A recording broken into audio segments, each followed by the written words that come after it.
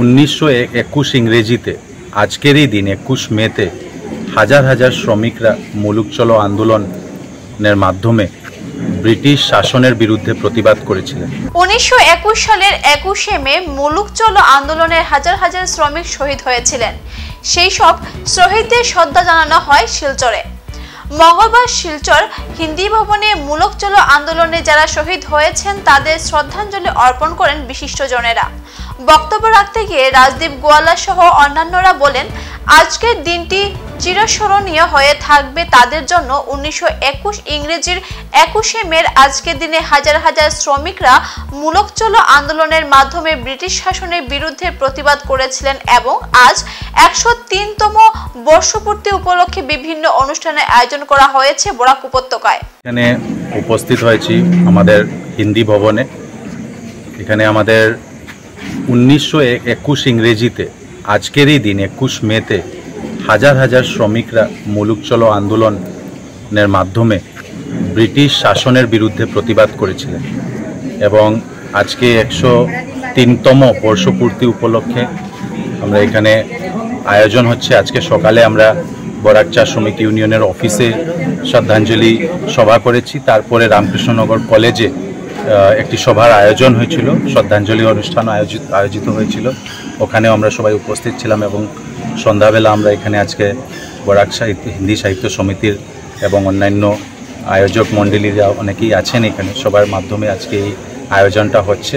বিশেষ করে ওই আন্দোলনে যারা শহীদ হয়েছিলেন, ওই আন্দোলনে যাদের মৃত্যু হয়েছিল, আত্মবলিদান দিয়েছিলেন এবং ওই সময় আন্দোলনে যারা নেতৃত্ব দিয়েছিলেন, বিশেষ করে গঙ্গা দয়াল দীক্ষিতজি, দেওশরণ ত্রিপাঠীজি এবং অন্যান্য অনেক নেতৃত্ব দেওয়ার জন্য ওই সময় লোকরা ছিলেন, উনাদেরকে শ্রদ্ধাঞ্জলি দেওয়ার জন্য আজকে আমরা এখানে সবাই উপস্থিত হয়েছি। দিবসটা শহীদ দিবস, আর শহীদ দিবস হলো আমাদের জানার জন্য যে এই বরাক সুরমা বরাক তখন ছিল। সুরমা বরাকের মাটিতে স্বাধীনতা সংগ্রামের এমন একটা ইতিহাস যেটা জালিয়ানওয়ালা বাগের সমতুল্য।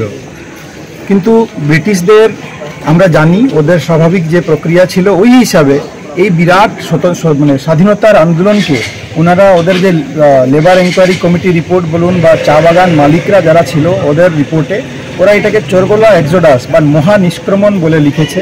তো আমরা জানি যেভাবে নেতাজি সুভাষকে, ভগৎ সিংকে, চন্দ্রশেখর আজাদকে ওরা এক্সট্রিমিস্ট বলে উল্লেখ করেছে। ওরা আমাদের স্বাধীনতা সংগ্রামে যারা, ওরা ব্রিটিশের চোখে এক্সট্রিমিস্ট।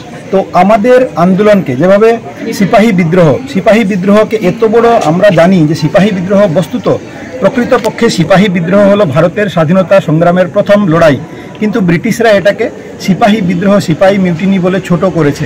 ওইভাবে আমাদের বরাকের মাটিতে লড়া এই এক বিরাট বড় স্বাধীনতা সংগ্রামকে ওরা চোরগোলা এক্সোডাস বলে খাটো করার চেষ্টা করেছে।